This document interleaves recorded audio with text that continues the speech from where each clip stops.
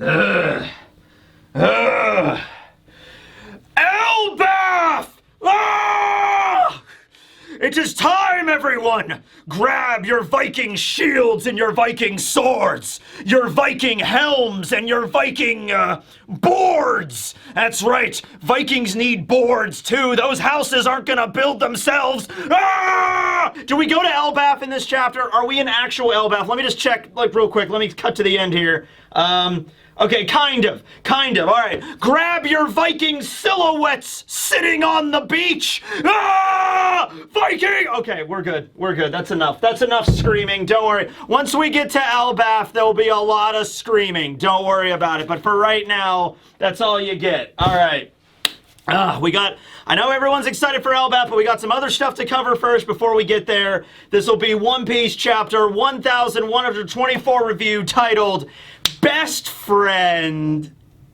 F is for friends who do stuff together. U is for you and me. So, cover page. Yamato continues the journey across Wano. I'm thinking Yamato is still in Kibi, because the caption is foiling a kidnapping on the way to Kuri. So, Yamato has left Denjiro's place. They had a lovely dinner of Odin, and now Yamato is going to the Kuri region, which is, of course, where Odin originally ruled over, and it's where the Scabbards were from. Well, not from, but where they lived for a long time. So, once we get to Kuri, there's going to be a lot of Scabbards, probably a lot of stuff going on there. I'm assuming Kinemon is probably the daimyo of the Kuri region, just kind of makes sense, and Kinemon can live with his wife there, and everything will be great. But anyway, before we get there, as Yamato is going on his travels, foils a kidnapping attempt. There is a woman out in the middle of the woods, and there was a kidnapper that Yamato foils and, like, attacks, and then runs off into the woods, and we do not see the kidnapper.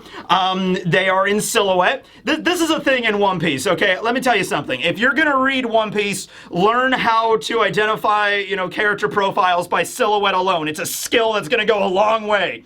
Actually, it won't, because there's a lot of times where Oda will reveal a silhouette and then later on, like, completely revamp it. Like, Kanjuro's original silhouette looked nothing like him, alright? Unless Kanjuro was wearing, like, a bucket hat at the time, which he might have been. Kaido's original silhouette is really fun. But yeah, I think it's Oda just, like, sometimes, like this, I think Oda knows who it is. Other times, it's like, I don't have a design for this character quite yet, so I'm just going to do silhouette until I figure out what exactly I want this character to look like. The silhouette, to me, let me just, like, zoom in here, kind of looks like somebody that has pigtails, So the only person I know of in Wano that has pigtails is Shinobu. I don't know why Shinobu would be kidnapping a woman. I don't think it's probably Shinobu, but, can't rule it out, I guess. I don't know, but that's what's going on as the kidnapper escapes into the trees, and the woman that Yamato saved is kind of, like, crying and just, don't leave me, It's like, okay, so we'll see where that pans out. I don't know. All right.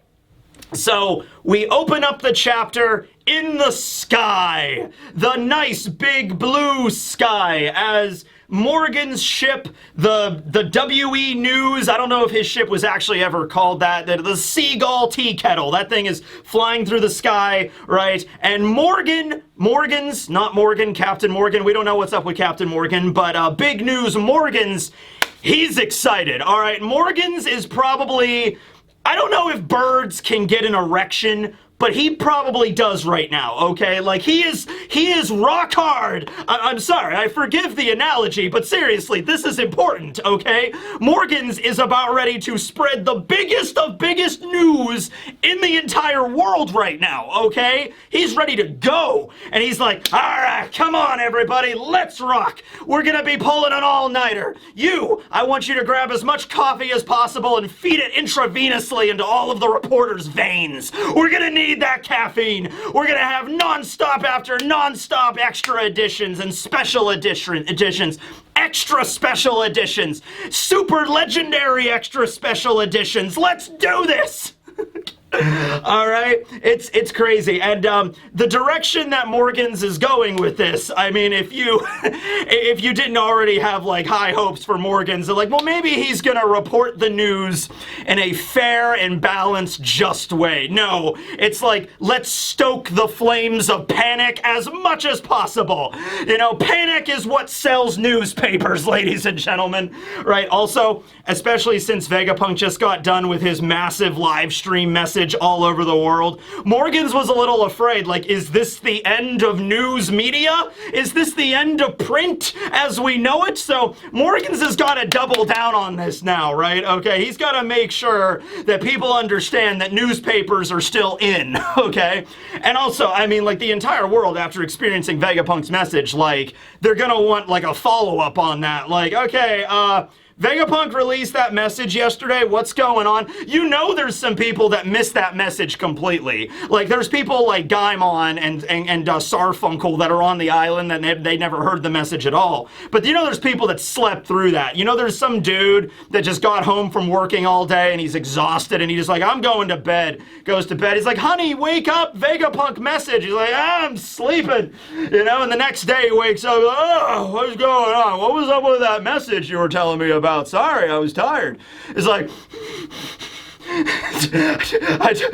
I guess the world is ending. It's like, what, huh? Does that mean I don't have to go to work tomorrow? Okay, I'm going back to bed. You know, so people are waiting for the newspapers, but Morgan's is going to just keep on, like, no, yeah, the world's flooding? Okay, I mean, Morgan's himself admits, I don't give a shit. I live in the sky. I'm a bird, baby. I ate the albatross zone, and I'm set. I got a giant flock of seagulls, a literal flock of seagulls that does whatever I command, and I have a flying ship, one of the very few flying ships in the world. I'm good. I'm set, you know? Maybe every once in a while after the world floods, maybe Morgan's will set down on a mountain somewhere to, like, you know, reevaluate. But for the most part, he's in the sky, baby. He doesn't need to worry about no flood. So he's like, ah, yes, we're going to push as many papers as possible. Headline, you know, world ending. No, that's not powerful enough. World flooding. No, that's not powerful enough. Let's see. World giant asteroids, then flooding. Oh, ancient nuke weapons. Oh, that's a good one, right? Now, this is great. Vivi is with Morgan's right now. Wapol is there as well. But Vivi is having none of Morgan's shit. Morgan's is going on and on about all this stuff, and Vivi is just like, hey, shut up. Quit squawking in my face, you bird bastard, you know? Like, this is ridiculous. Your papers suck. No one's ever gonna buy into this crap. Vegapunk was at least optimistic. Yeah, he told the entire world that, you know, that it's gonna end, you know, this massive flood is coming and ancient weapons that are gonna destroy the world, but he still, you know, repeatedly in the message mentioned that he had optimism for the future despite all of that. I mean, that was ultimately gonna cause panic no matter what, but Vegapunk's overall message, like, himself was like, I think we'll be okay, Quasar. I hope we will be. I think we will be, right? And so Vivi's just having none of it. And these are, like, these are Morgan's employees. This is his echo chamber, basically. Like, whatever he says kind of goes. There is a woman in the background as Vivi is going up to Morgan's and just giving him the business, you know? It's just like a woman in the background, one of the reporters, is like, oh my god, Vivi-senpai, you're so incredible! This woman is the woman that gave Vivi the clothing a while ago, because remember from Reverie, Vivi was wearing that dress, and so she had like normal clothing on, and there was a woman reporter. She was named in the SBS. Her name is Ia Eno. She does like a lifestyle column in the World Economic Times, you know, as her day job, but she's like enamored with Vivi right now, just like, oh my god, Vivi-senpai, you can have my clothing, and then she's like, oh yeah, thank you, whatever, I appreciate it. Like, ah! This is like, okay. But yeah, I'm loving Vivi. Vivi is just like, nah, you're a dumbass, Morgan's, okay? Please don't cause mass panic. So, also Wapol is there, remember? And Wapol, upon, you know, seeing Eam and everything at Reverie, he's just trying to get away. He's trying to not die now. And he goes up to Vivi and is like really, really nice. Like nicer than Wapol usually is. And he's like, excuse me, Vivi, maybe you shouldn't upset the fine newspaper bird gentleman. He is, after all, providing us with a safe place to stay so I don't get killed. So perhaps I don't want to get kicked out. So this is extra hilarious, given given the fact of how Wapol normally acts, like how much he values his own life versus anything else. Like he doesn't even care about the ethicality of like, you know, promoting this like the end of the world or whatever. He doesn't give a shit about that. He just wants to survive, right? And so remember Vivi and Wapol, like going back to like Reverie a few reveries ago, Wapol like smacked Vivi down when she was like a child and almost started like a war, and it goes to show like Vivi got to back up and she's like, I'm sorry I walked into you, because she understands that, you know, if she cries or throws a tantrum at that age, you know, in Reverie, that could cause like a war between Alabasta and Drum or whatever. So she was very mature about that whole thing, and that pissed Wapol off even more about it. He's like, yeah, whatever, your dad sucks. Hope he dies by getting killed by the shadow ruler of the government. I'm out of here. I'm Wapol. All right. But now Wapol is like, hey, excuse me, Vivi-chan, I don't want to die, so could you please not be mean to the guy that's letting us stay here? You know? So, yeah, Morgan's, I mean, like, he doesn't really seem perturbed by that or anything like that, Vivi giving him the business, but he's just like, hey, we can't pass up this story. These are the biggest stories in the world, right? Even the truth is actually interesting now. Honest to God, the truth. So he goes on to say, yeah, I live in the sky. I'm a bird, and I got birds working for me, and I have a flying blimp tea kettle. I'm set. I'm solid. And he looks over at Vivi, and he's just like, I hope you won't be talking back to me again, princess. I hope you won't learn to regret that. And Vivi's like, oh, shut up. I don't give a shit. I'll say whatever I want to you. I love Vivi. Vivi's awesome. If the world is ending anyway, I'm not just going to grovel to save my own neck. All right, so that's kind of a burn at Wapol. Like, oh, you know, Wapol's in the background like, whatever, I don't care. I just don't want to die. I don't give a shit. Just like, whatever. So he's going over all of the different stories. He's just like, yes, all of the stories that I could print. Blackbeard versus Trafalgar Law at Wiener Island. Emperor Shanks versus Eustace Captain Kidd. That could be on page like 6. We can bump that back a bit. And Emperor Straw Hat ruthlessly killing Dr. Vegapunk. And Vivi's like, liar, son of a bit, no! Just like, I don't know if Vivi ultimately is going to sway Morgans to not print certain stories. I feel like Morgans is still going to just do whatever he wants to do. But Vivi is in the background just like, I am not having any part of this, okay? So, I was unfortunately hoping, I was hoping that Vivi was going to meet up with the Straw Hats at the end of Egghead. Unfortunately, that isn't the case.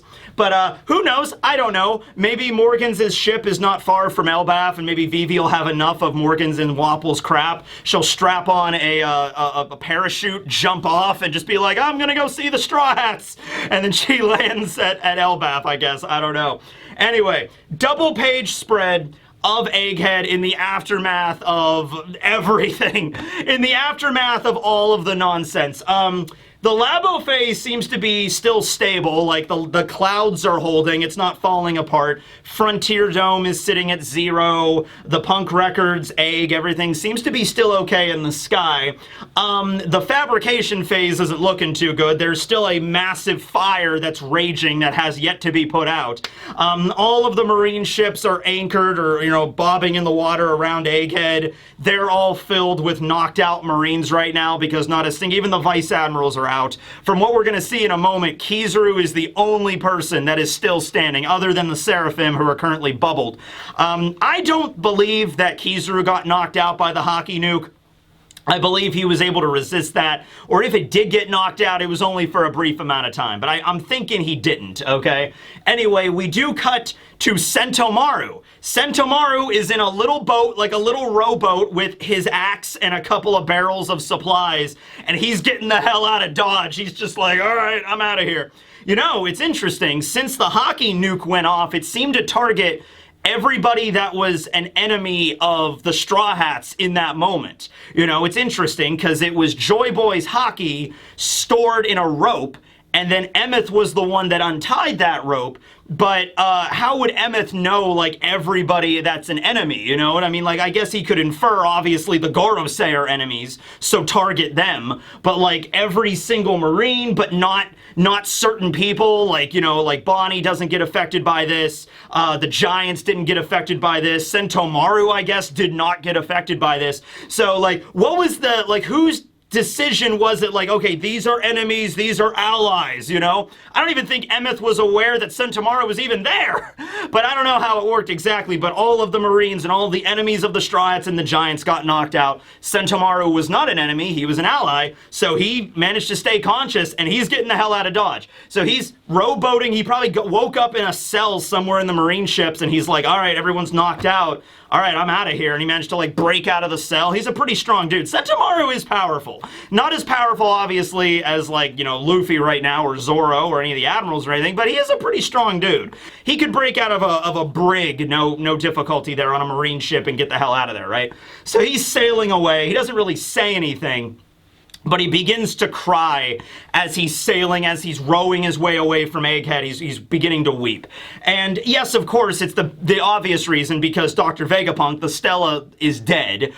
You know, the main body is now gone. But also, I would imagine it's everything. You know what I mean? Like, Vegapunk essentially adopted Sentomaru. He was a child living out in the woods on this island, you know, fighting bears and everything like that, and like chopping down trees, and everybody from the village like made fun of him, so he like retreated into the mountain. So Vegapunk gave him a job, and like, you know, was like, oh, come live with me. And so, you know, he got to know Kizaru and everything through that. And also, you know, Sentomaru had been working with Vegapunk for a while, so during the Punk Hazard days, and then Punk Hazard blew up, and they had to start all over again on Egghead, and Vegapunk had this dream of, like, I'm gonna make the greatest future land in the world, Egghead! It's gonna be 500 years ahead of time, it's gonna be amazing, it's gonna be a land of scientific imagination and wonders, you know? And now Sentomaru is rowing away from Egghead, getting a spitting distance of the island as it is burning down. You know, Vegapunk is dead, most of the satellites are dead, York is a traitor, and I think that also is a factor. Like, not just Vegapunk himself is dead, but his dream is dead too, or at least that's maybe the way that Sentomaru is viewing it right now, and begins to shed some tears as he's sailing away. I don't know, I shouldn't say sailing, it's rowing power! Row, men! Row your boats! But yeah, where's Sentomaru going? I don't know. I mean, maybe he'll get to Elbaf in a little while. You know, a couple of days go by. Sentomaru eventually rows all the way to Elbaf. Like, you guys left me behind. And it's like, oh, sorry about that, but hey, you're here now. I mean, there's nowhere else to go, really. Unless Sentomaru rows back to Wano, I guess. Maybe that could be a thing. But for right now, Sentomaru was okay and not captured, and he'll be all right. So Den Mushi begins to ring on the deck of a marine battleship, and it's Akainu, it's Sakazuki, the fleet admiral, and he's like, come in, Egghead! What's going on over there? We haven't heard anything. And so, we just see a bunch of just, like, honestly, they kind of look creepy, like ghost ships with, like, just dead bodies littered everywhere. They're not dead, but they're knocked out for a while, right?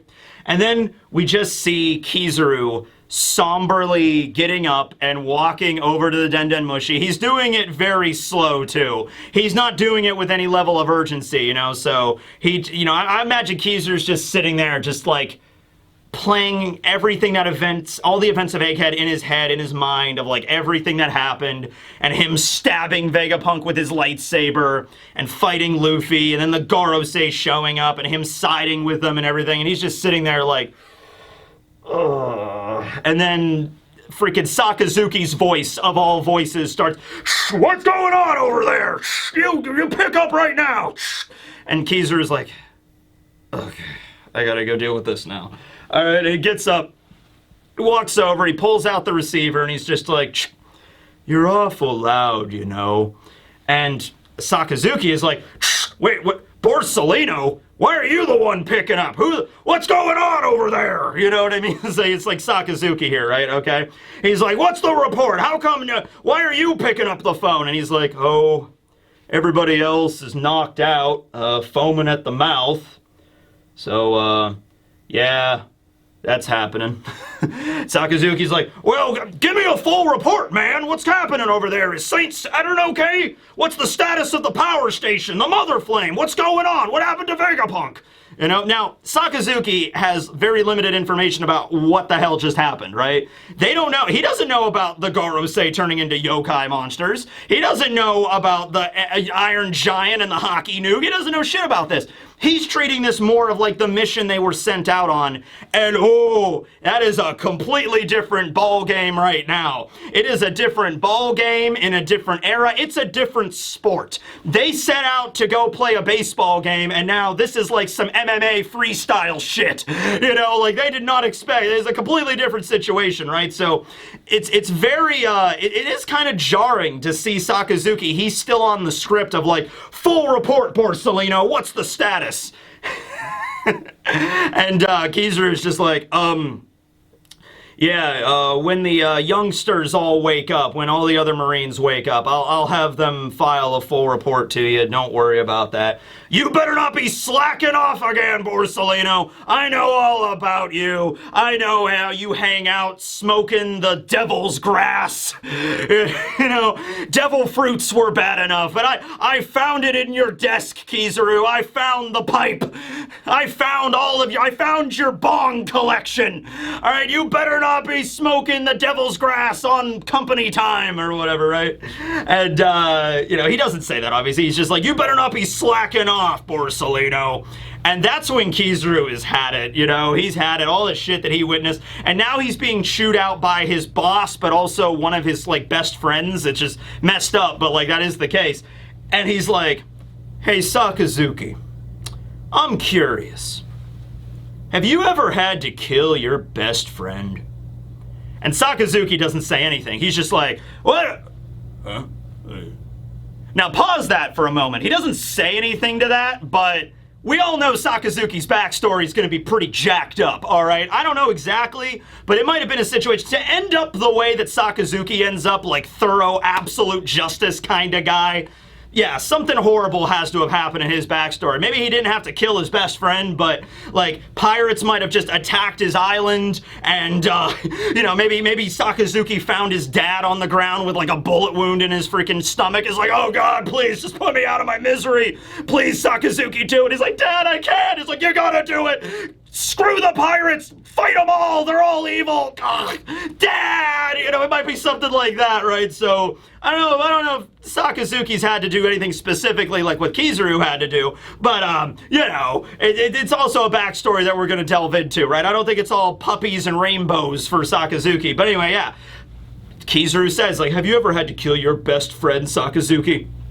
And we get a little bit of a flashback from Kizaru meeting Vegapunk throughout the years. It's not a proper flashback. It's only a few panels.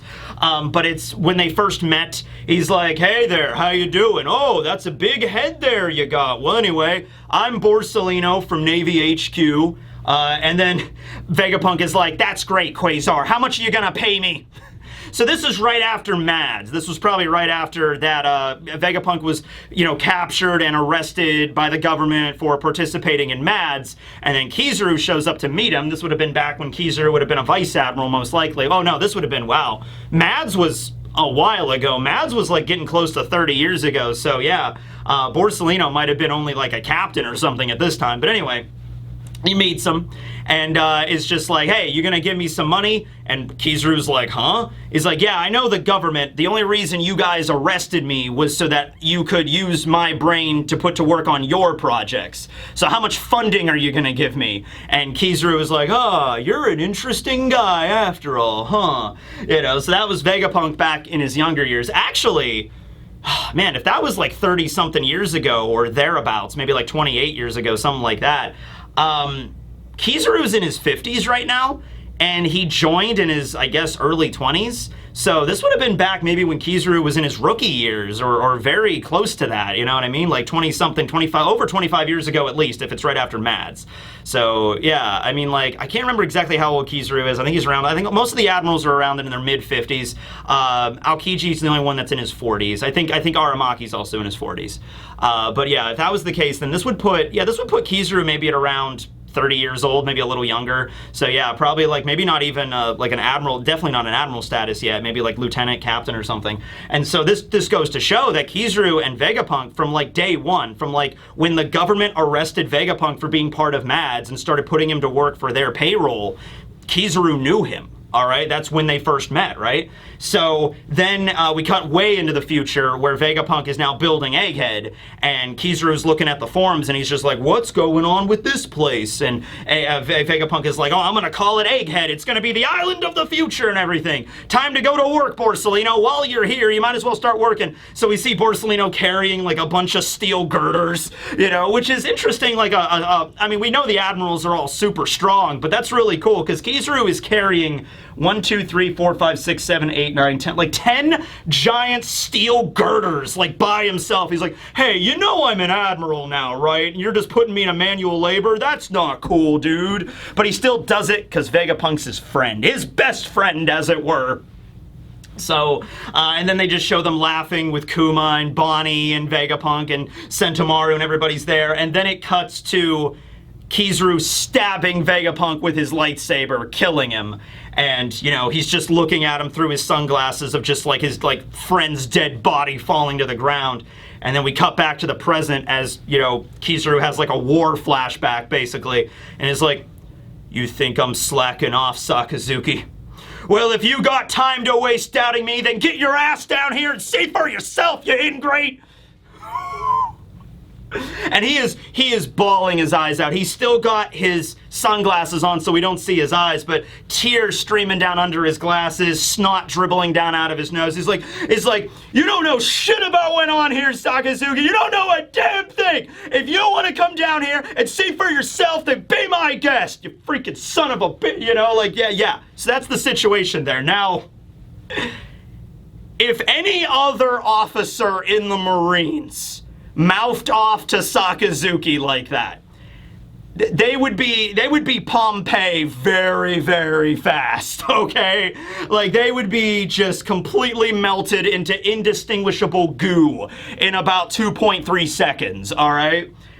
Sakazuki, this is Borsalino, though. This is, like, and you'll see this in a second, Sakazuki he doesn't say anything immediately. He pauses, and he's just like, that was my bad, brother. Sorry. He doesn't really apologize. He's like, that was my... He does kind of apologize. He's like, that was my bad. Sorry, brother. And then Kizaru's just watch your mouth. Okay.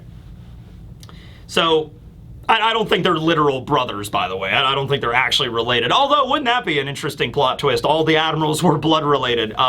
No. But, Borsalino and Sakazuki, and Kuzan by extension as well, they had been admirals for a while, and even before they were admirals, they were all part of the Marines together. They were all rising stars in the Marines that were probably all promoted around the same ranks at around the same time. They are brothers in arms, as it were, okay? And Sakazuki might be a hard ass. Like, he really, genuinely is. Like, his ass is made of granite mainly, but, like, I guess obsidian, because he's a volcano, but, like, he's not like, I'm angry all the time, no matter who talks to me. No, like, Sakazuki's like, this is one of my closest friends. I mean, maybe the title of the chapter, Best Friend, could also indicate not just Vegapunk and Kizaru, but also Akainu and Kizaru as well. Because it's like, hey, you know, like, the closest thing that Sakazuki has to a best friend is probably Kizaru. Kuzan left. He defected, so Sakazuki's like, whatever, I don't care about that guy anyway. Whatever, he's ice and I'm magma. It would have never have worked out, you know? So the only person left, I mean, you got Fujitora and Aramaki, although I would imagine that Aramaki looks up to Akainu. We know that, like, oh man, I really love your style, Akainu. I would love to be just like you. I imagine Akainu's just like, yeah, all right, well, whatever, good job, just, dial it down a bit. And Fujitora is kind of like friends with Akainu. They have kind of like a relationship, like they've known each other beforehand. But Fujitora's also done a lot of stuff to piss Akainu off in the last couple of story arcs. So yeah, his closest friend, I mean, the closest you could approximate for Akainu is probably Kizaru, right? So, and Kizaru is also, keep in mind, he's also this very, just like, hey guys, how you doing? I'm Admiral Kizaru. Well, looks like I gotta bring you in, I suppose. You know what I mean? Like, that's how Kizaru is. He doesn't usually get very angry or emotional or anything like that. So it's like, yeah, if you know anybody in your life that's usually very, very quiet, doesn't get super emotional, and then something sets them off and they do get emotional, it is kind of like a, whoa, okay, this is really serious kind of moment then, right? And I imagine Akainu's feeling that too. He's like, give me a full field report, you son of a bitch! Oh, okay, Borsellino's the one saying that. Oh, man, something really messed up must have happened at Egghead to get him this riled up. It's like, hey man, I'm sorry, brother. I didn't mean anything by it. It's like, all right, we'll figure this out together. Don't worry about it, right? Okay. Yeah. So it's interesting to see an interaction between Akainu and Borsellino, more on a personal level than like a professional one, right?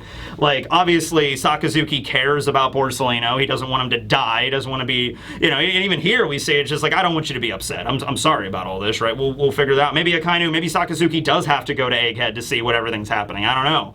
I don't know what the protocol is when a giant wakes up and shoots off a energy hockey nuke. Like, what? I don't know if that's in the Marine handbook or anything like that, right?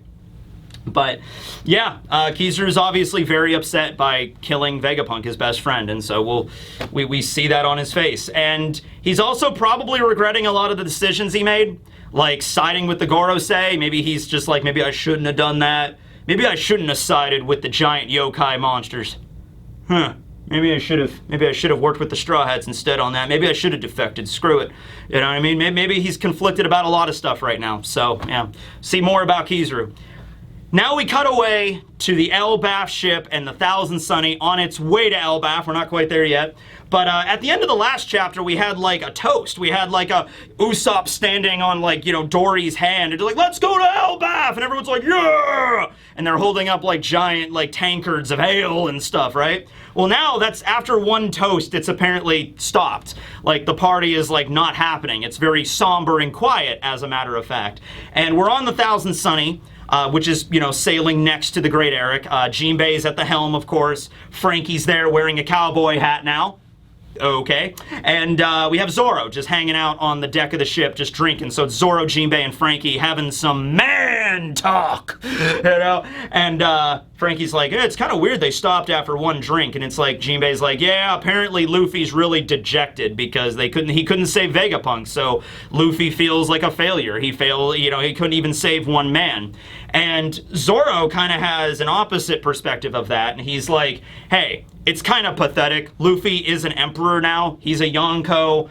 An old man dying should not affect him that way. You know, so it's two different perspectives there. It's the perspective of Luffy is probably like, I'm an emperor of the sea. I have a 3 billion bounty. I have this crazy power now. And I can't even save one old guy. So Luffy's like, I failed. Like, what am I even really? Like, if this old man died, maybe one of my friends could die. Maybe one of my crewmates could die, and I couldn't stop that, you know? So maybe Luffy's really doubting himself right now. Zoro's just, I mean, and Luffy's not there right now. He's still on the giant ship. But Zoro's bringing up, like, hey, he's a Yonko. He's an emperor. You know, the deaths of some people shouldn't even affect him at this point. That's what it means to be an emperor. You gotta steel yourself, you know?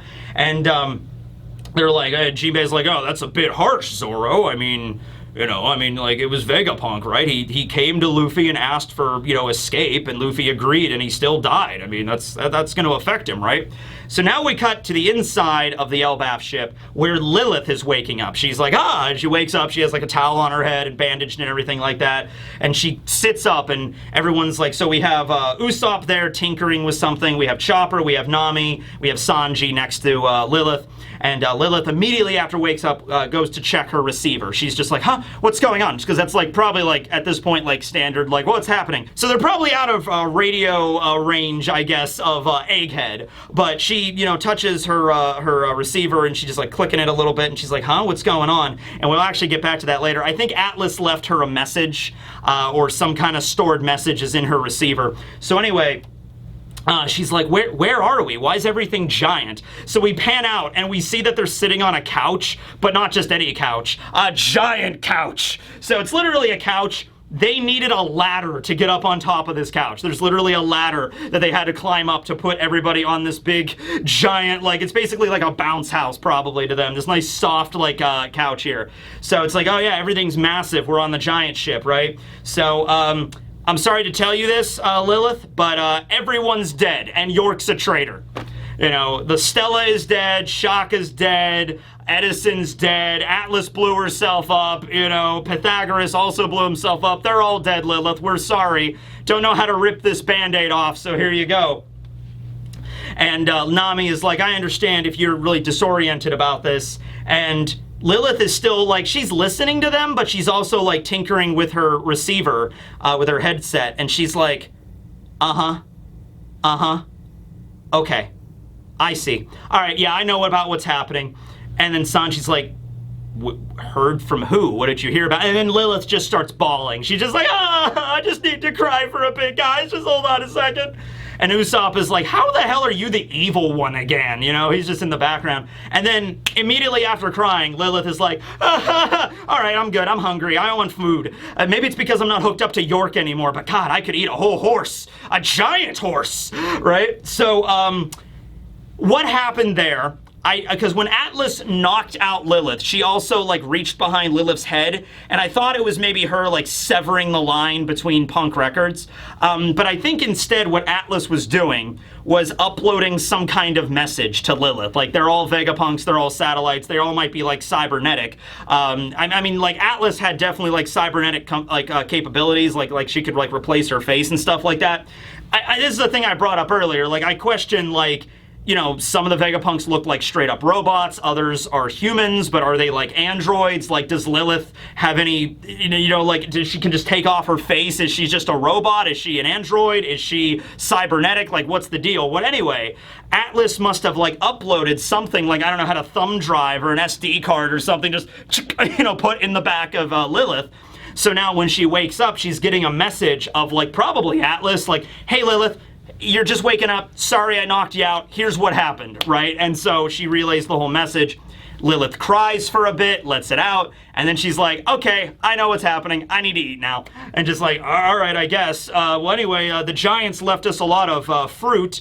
Luffy's up there on the table right now. The giant table! Eating the giant grapes. But the thing is, Luffy is really depressed right now because he couldn't save Vegapunk, so he's only eaten 5 bunches of giant grapes. It sucks to see Luffy like this, guys. He can only consume 3 3-course meals. It's pretty tough. It's pretty tough to see him like this. And Brook is there as well. Brook like kind of motions over and just like, ah yes, that gloomy table that Luffy's sitting at right now. And so Luffy's up there shoving food in his mouth, but very somberly, like, apple, Gramps. Oh man, that's good food. We promised we'd save him. Oh, it's so good. Oh, it's so sad. I can't do anything. Oh. So, depressed, hungry Luffy, ladies and gentlemen, there we go. Anyway, Lillith gets up on the table, and she's like, yeah, you've eaten enough. You're definitely eating enough food. Don't worry about that. But anyway, she says, hey, look, a second ago I was crying about everyone's death. I let it out really quick. But it is kind of a matter of perspective. And everyone's like, huh? What are you talking about, perspective? You're either dead or you're not. Cut to Brook, who's like, should I say something here? I'm just going to be quiet. You're either dead or you're not. I'm right here, guys. I'm like, okay. Anyway, it's all a matter of perspective, Lillith says. And she's like, to put it simply, everyone is still alive. And all of the Straw Hats are like, what? Even Brook is like, oh, coming back from the dead? That's impossible. Are they ghosts? And so, yeah, she's like, hey, basically, look. It's a complicated thing. I'm not sure if you guys will be able to understand it. I don't even know if I'll be able to explain it all to you really in like a couple of sentences. But the bottom line of it is, everyone is still alive, technically. And what I'm trying to say is, you kept your promise to me, Luffy. Technically. I also love the way that Lillith is Vegapunk, so Lillith talks in like, Luffy, you kept your promise to me. It's okay. Because, you know, Vegapunk made the promise with Luffy, but Lillith is still a Vegapunk technically, so it's like his clone in a way. So it's like, hey, it's my promise, you're fine, you're good. And Luffy's like, oh, okay, well, I guess that makes sense then. So Luffy doesn't need the whole explanation. Lillith tells him, hey, it's all good, we're all still alive, and she does not elaborate on this in the chapter. It's a relatively short chapter. We cut to the final page right after this, but to break down that scene a little bit, Lillith is obviously referring to Punk Records, the giant brain. Vegapunk, Shaka, and Pythagoras mentioned this in the last chapter. Like, what constitutes death for us even, right? So the idea is actually a couple of different directions you could go with this. So, first of all, the reason that Lillith is sad, the reason she cries for, like, 20 seconds and lets it all out, is because the physical bodies of her family, of herself, basically, are all gone. Like, like Shaka got shot in the head. He has a giant hole in his head. Atlas and Pythagoras blew up.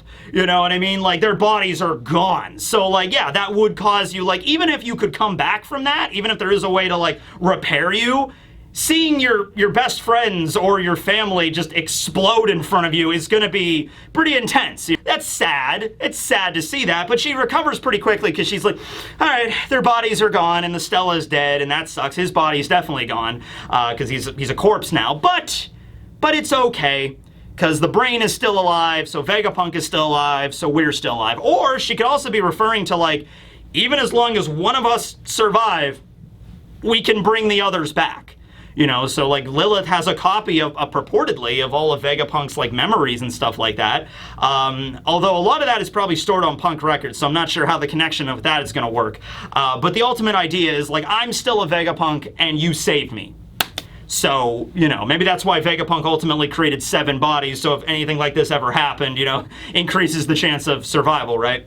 So she does not explain any of this to the Straw Hats. This is just, me, like, trying to fill in the gaps here with, like, Punk Records and everything. But at any rate, they saved Vegapunk. Their mission was successful, right? And so that's everything Luffy needs. So he hops up and he's just like, all right, Giants, party's back on. So we get a final double-page spread where Luffy is all energized now and he picks up a tankard. He's like, hey, Giants, thanks for helping us out. And he's like, oh, Straw Hat, so you're all fired up now. Hell yeah, let's have that feast. All right, bring it in. And he's like, hey, Zoro. And he's like calling down to Zoro on the sunny. Hey, Zoro, everything's good now. Luffy's ready to party. All right. We see Robin and Chopper, and it's such an adorable scene because Robin is like, we could actually maybe get to see Saul. Oh my God. And she's like hugging Chopper and just like, Chopper, we could see Saul. And Chopper's like, yeah, Robin, I know. Okay, you're hugging me kind of tight here. It's nice to see Robin so just genuinely happy. Like, we get the double-page spread. We see all of the Giants and the Straw Hats hanging out, like, raising a tankard. And Robin is there in the foreground. And Robin's expression on her face is just like,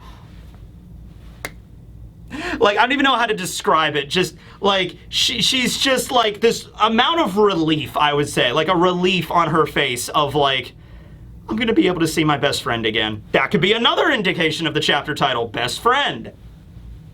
Yeah, maybe.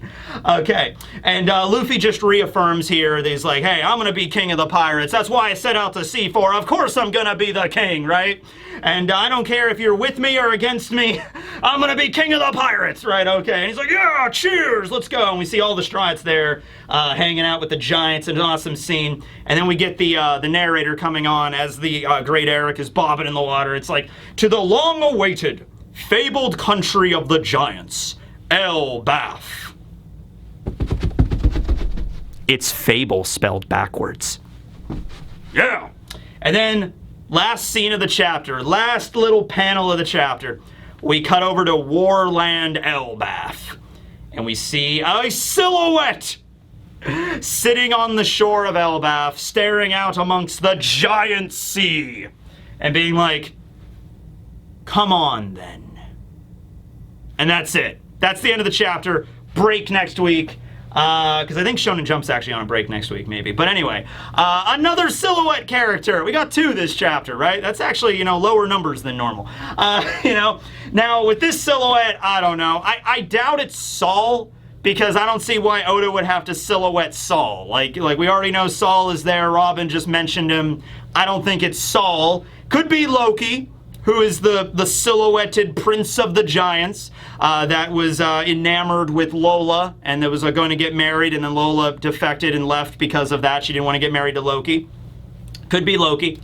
The way the silhouette looks, and this is just my first interpretation, so it looks like this individual is sitting cross-legged on the shore, staring out at the sea, holding up a sippy cup.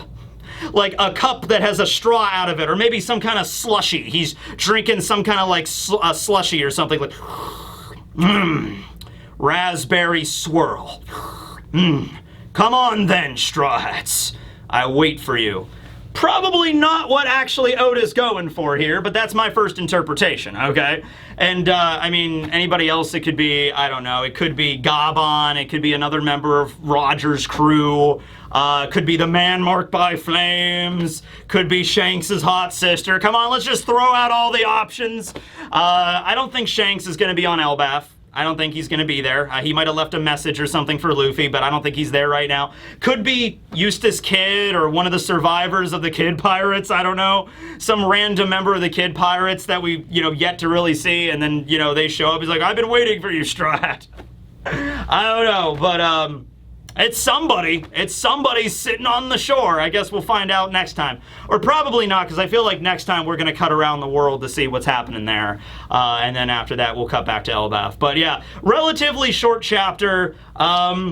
Is this technically the first chapter of the Elbaf arc? I mean, I guess you could see it as that, or maybe as a continuation of the epilogue of Egghead. Either way, it's kind of like a transition in the middle of the chapter. We're kind of like, all right, Egghead's over, now we're going to Elbaf, so call it whatever you'd like. But anyway, yeah, that's it. Party time, heading to Elbaf. Thanks for watching, everybody. We'll be breaking this one down over the next 2-week break that we have. And we'll get really hyped up for Elbaf that's coming. I got a costume, but I gotta get some more like stuff. I'm gonna go to like a Halloween shop and see what I can find there. So it's great timing that Oda decided to do this, when Halloween stores are starting to open. All right. Anyway, thanks for watching, everybody. This will be Teching 101 signing out. Later, everybody.